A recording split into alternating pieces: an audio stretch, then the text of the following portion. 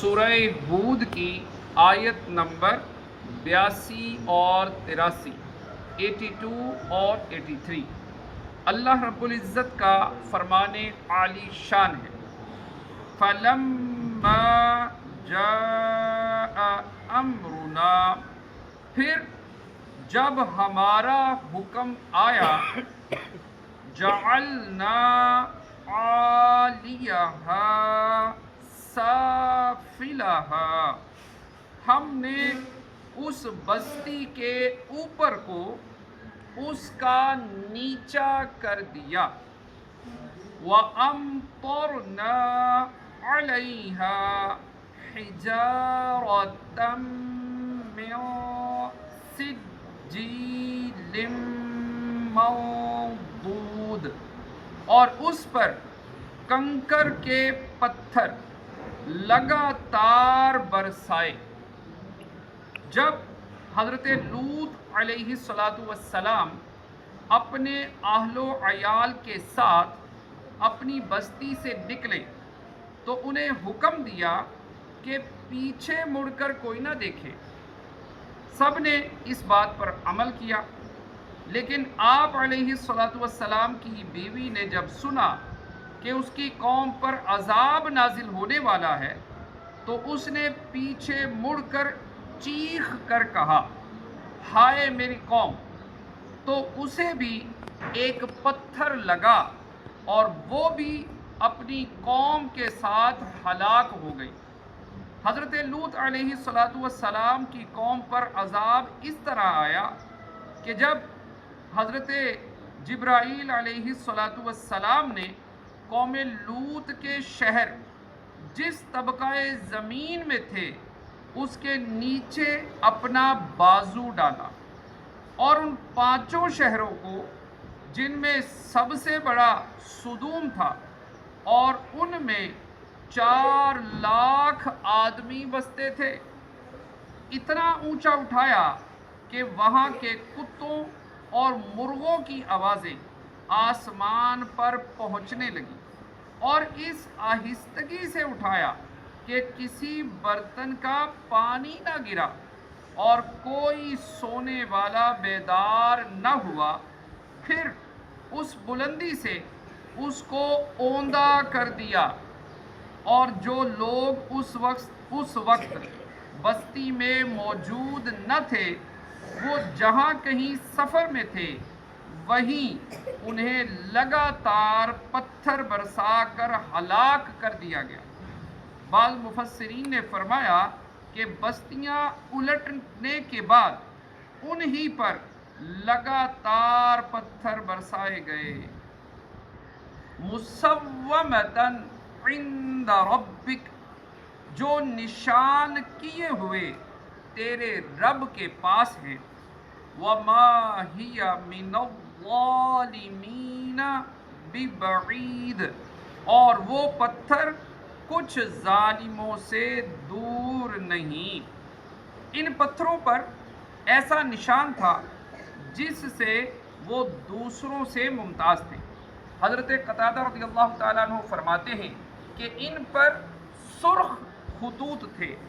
حضرت حسن رضی اللہ تعالیٰ عنہ اور مفسر سدی کا قول ہے کہ ان پر مہریں لگی ہوئی تھیں، اور ایک قول یہ ہے کہ جس پتھر سے جس شخص کی ہلاکت منظور تھی اس کا نام اس پتھر پر لکھا تھا۔ امام مجاہد رحمۃ اللہ تعالی علیہ فرماتے ہیں کہ اس آیت میں کفار قریش کو ڈرایا گیا ہے۔ آیت کا معنی یہ ہے کہ اے حبیب صلی اللہ تعالی علیہ وآلہ وسلم، وہ پتھر آپ کی قوم کے ظالموں سے کچھ دور نہیں۔ حضرت قتادہ اور حضرت اکرمہ رضی اللہ تعالی عنہما فرماتے ہیں اس آیت کا معنی یہ ہے کہ اس امت کے ظالموں سے وہ پتھر کچھ دور نہیں۔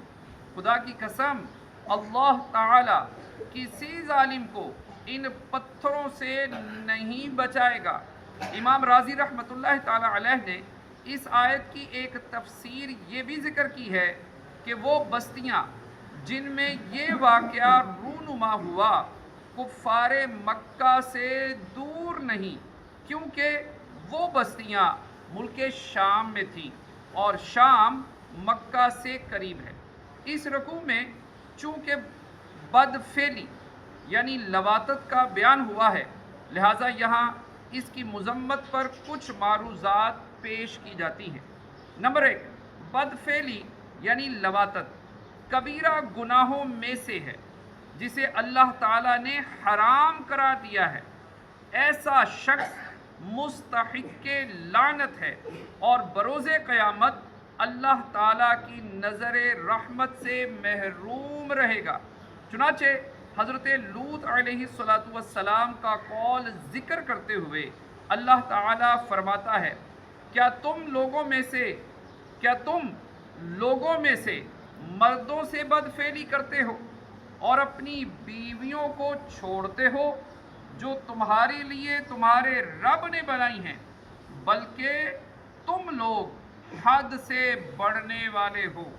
اور حضرت جابر رضی اللہ تعالیٰ عنہ سے روایت ہے، حضور اقدس صلی اللہ تعالیٰ علیہ وآلہ وسلم نے ارشاد فرمایا، مجھے اپنی امت پر سب سے زیادہ ڈر قوم لوط سے عمل کا ہے۔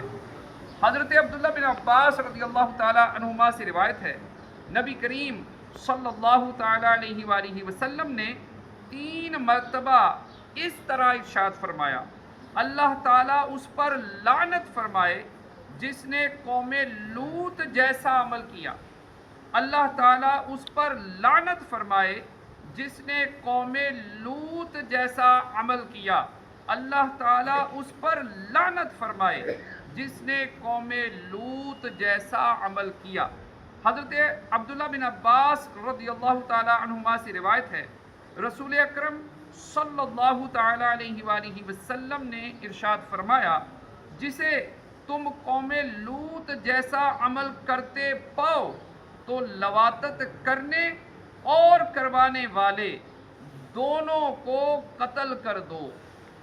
حضرت عبداللہ بن عباس رضی اللہ تعالیٰ عنہما سے روایت ہے، رسول اللہ صلی اللہ تعالیٰ علیہ وآلہ وسلم نے ارشاد فرمایا، اللہ تعالیٰ اس شخص کی طرف نظر رحمت نہیں فرماتا جو کسی مرد یا عورت کے پچھلے مقام میں وطی کرے۔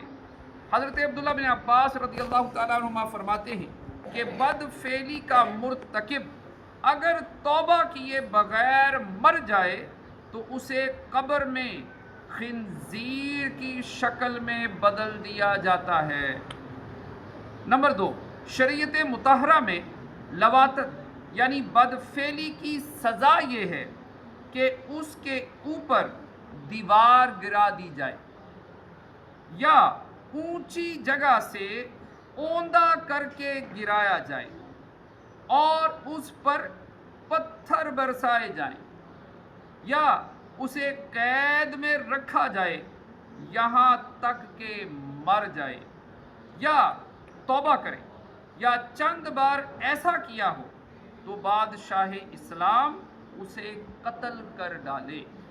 اس مسئلے کو صدر الشریعہ بدر الطیقہ حضرت علامہ مولانا مفتی محمد امجد علی اعظمی رحمۃ اللہ تعالیٰ علیہ نے تفصیل سے اس طرح ذکر فرمایا، اغلام یعنی پیچھے کے مقام میں وطی کی تو اس کی سزا یہ ہے کہ اس کے اوپر دیوار گرا دیں یا اونچی جگہ سے اسے اوندا کر کے گرائیں اور اس پر پتھر برسائیں یا اسے قید میں رکھیں یہاں تک کہ مر جائے یا توبہ کرے، یا چند بار ایسا کیا ہو تو بادشاہ اسلام اسے قتل کر ڈالے۔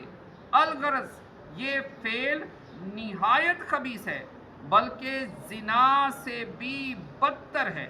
اسی وجہ سے اس میں حد نہیں کہ بعضوں کے نزدیک حد قائم کرنے سے اس گناہ سے پاک ہو جاتا ہے، اور یہ اتنا برا ہے کہ جب تک توبہ خالصہ نہ ہو اس میں پاکی نہ ہوگی، اور اغلام کو حلال جاننے والا کافر ہے، یعنی مذہب جمہور ہے۔ یہ یاد رہے کہ سزاؤں کے نفاذ کا اختیار صرف حاکم اسلام کو. صلو علی الحبیب صلی اللہ علیہ وسلم.